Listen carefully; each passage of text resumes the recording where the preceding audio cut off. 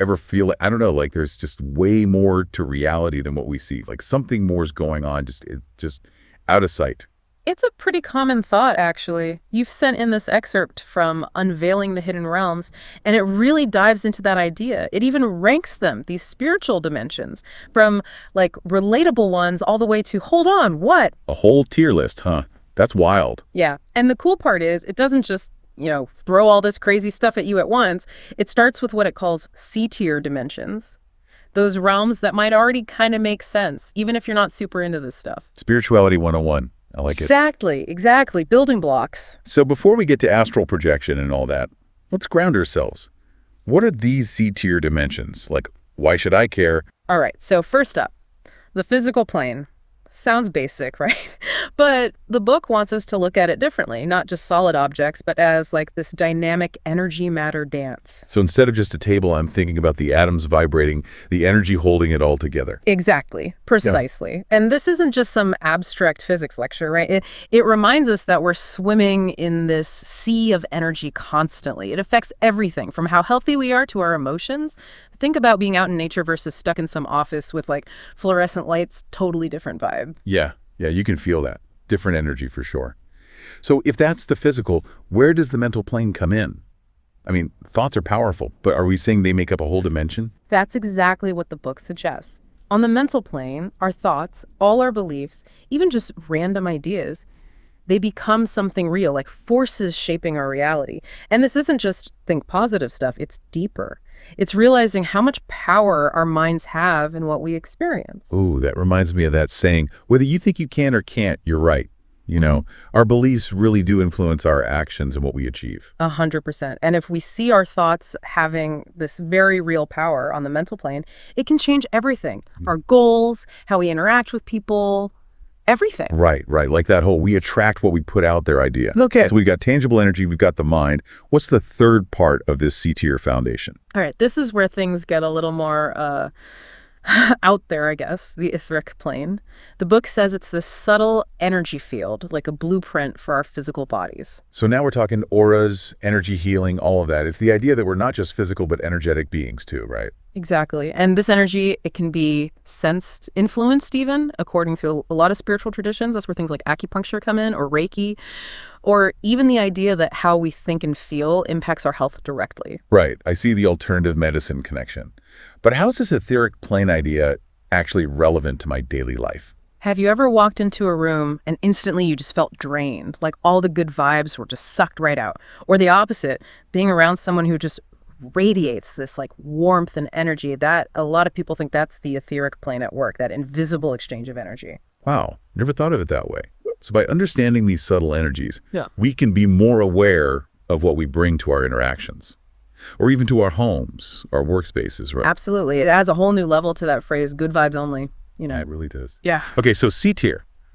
The physical world is this energy dance. The mind is this powerful creator, and then us, humans, woven into this unseen energy field. Pretty deep for basic dimensions. For sure. But remember, this is just the start. We're about to get way more mysterious as we go into the B tier.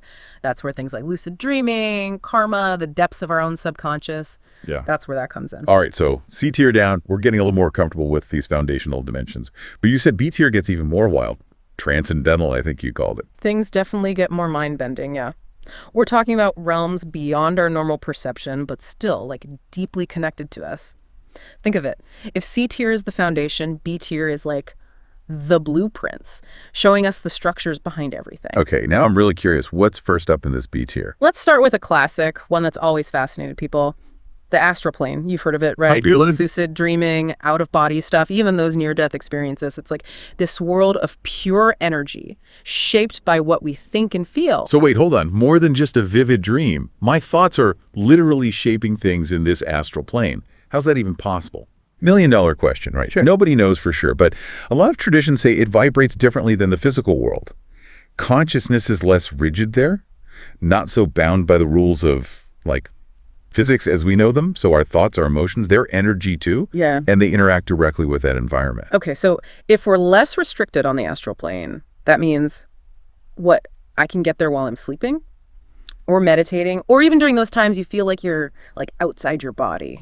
Exactly. Those are considered gateways, those altered states. It's like instead of changing locations, you're changing the frequency you're tuned into. Right. So you can perceive what was always there, just vibing differently. This is blowing my mind a little bit. But okay, so if our thoughts are that strong there, does that mean we have to be like responsible for what we create, even in our dreams? Big question a lot of people ask. See, if on the astral plane, we're not so bound by our physical selves or by time moving in a straight line, our actions there, our dreams even, they could matter more than we realize. It's something to think about, definitely. Yeah, makes those not-so-fun dreams a bit more concerning. All right, from dreams, where are we off to next on this B-tier tour? Time for some cause and effect. We're going to the realm of karma, the causal plane. Imagine.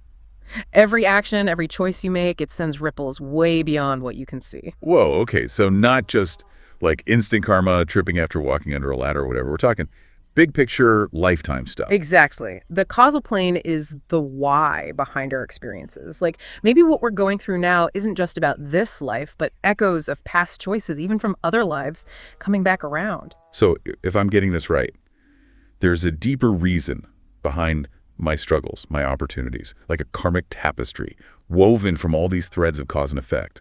That's beautifully put.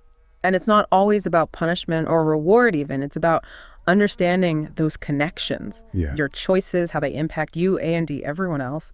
This huge web. I won't lie, this karma stuff, it can be a bit much sometimes, right? If every little thing has these huge consequences, how do I even live my life knowing that? And that's where the journey starts. It's not about being afraid, but about getting this deeper understanding. It should make you more aware, more compassionate, more responsible for the energy you put out there. Okay, food for thought for sure. From this dreamlike astral plane to this massive karmic web, what's the last stop in B tier? Might surprise you. Less about going outward, more about going inward. We're ending with the subconscious plane, the vast, mysterious world right inside your own head. Oh, no, this is relatable. We hear about the subconscious all the time, psychology and all that. Same thing here. It's a whole dimension in this book. Maybe not a dimension like the astral or causal planes, but the book argues that it is a realm of its own. Inside each of us, this space with huge potential, but also maybe unresolved stuff, memories we've buried. We only use like, what, a tiny percentage of our brains. Yeah. So what kind of stuff might we find exploring in there, good or bad? This is where that whole shadow self idea comes in, from Carl Jung. Trauma, emotions we haven't dealt with, maybe talents we've ignored.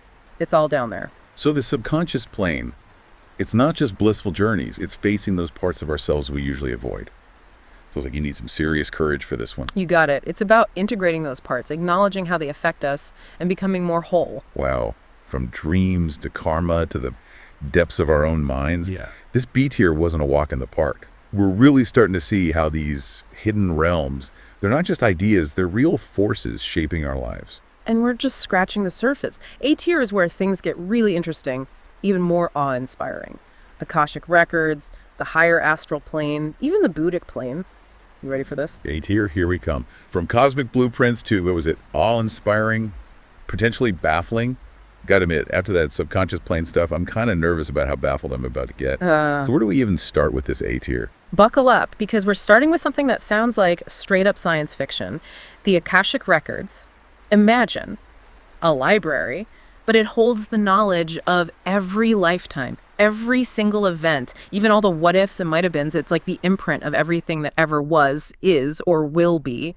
Okay, universal library sounds cool and all, but HLW, where is this thing and how do you even get that much info in one place? See, that's the thing about the Akashic records, not bound by physical stuff, not even by time moving in a straight line, more like a giant interconnected energy field. It's not about books, it's about vibrations, about consciousness itself holding all that knowledge. So less checking out a cosmic encyclopedia, more like tapping into the universe's Wi-Fi and downloading what you need. How do you even do that? No one answered to that, really.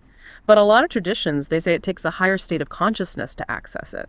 Deep meditation, astral projection, even some healers say they can be guides to it. So shifting your awareness, matching your energy to the record's frequency, all that wild stuff. But okay, say you can access it. What's the point? What good is all that knowledge for my everyday life?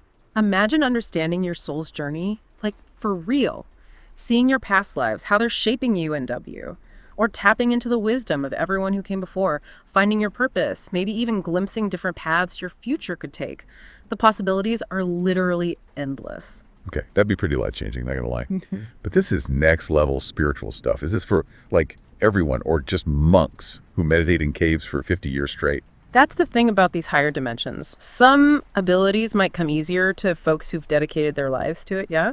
But the potential's in all of us. The Akashic records, it's like all these realms, they're reminders that we're part of something way bigger. Less about what we can do, more about remembering we're connected to this whole massive, well, everything. Exactly. It's about expanding how we see things, what we think is even possible. And speaking of expanding, from the info overload of the Akashic records, how about a realm of pure light, pure consciousness, the higher astral plane? Hold on, back to the astral plane. Thought we covered that in B tier. What makes this one so higher? Right. So we talked about the astral plane where thoughts become things, right? This is like the deluxe version, more refined, spiritually speaking. So less random dream encounters, more like meeting enlightened beings, having tea with Gandhi, that sort of thing. Not a bad way to put it. People describe it as a place to connect with really evolved souls, spirit guides, even angels, if that's your thing. It's all about love, wisdom, healing energy. Cosmic support group. You go there for guidance to heal from the stuff we deal with down here, all that. You got it. And while some folks think it's only accessible after death, others say you can peek into it while you're still alive. Meditation, visualization, even lucid dreaming, those can be like little windows into that realm. So raise your vibes, connect with those higher energies, and boom, guidance on tap while you're still figuring out life down here. Yeah. I like the sound of that. Right. It's all connected, you see. The more we explore these realms, the more we realize we're not alone, not really. There's always help. There's always wisdom out there if you know where to look. This is kind of beautiful, actually. It makes you realize we're part of something so much bigger, so much more amazing. But okay, before I get too blissed out, one more A-tier dimension, right? What's next? Last stop for our A-tier tour, the Buddhic plane. A lot of traditions, they see this as the ultimate goal. Pure consciousness, boundless compassion, total unity with everything. Whoa, okay, from the universe's library to meeting enlightened beings, now we're talking pure consciousness. Sounds like we've reached peak spirituality. What does it even feel like to experience that? Imagine no ego, no limits. You feel connected to every single thing, every person, every atom even.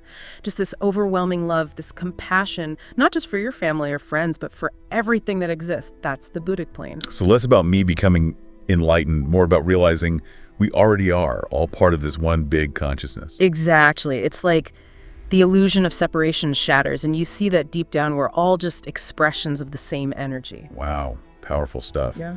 But can we even grasp that while we're still, stuck in these bodies? Or is that like an afterlife bonus level? That's the big mystery, isn't it? Some say it's a state you can briefly touch through meditation, those aha moments of clarity. Others say it's only when we shed the physical that we fully experience it. The ultimate destination. Something to strive for, whether in this life or maybe the next, right? You got it. And as mind-blowing as all this A-tier stuff is, this book, Unveiling the Hidden Realms, it goes even further.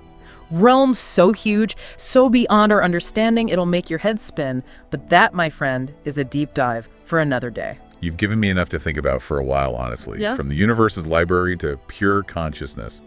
These realms don't seem so hidden anymore, because we've all got some exploring to do, both out there A and D within ourselves. Thanks for taking this wild ride with us. Who knows what we'll uncover next time?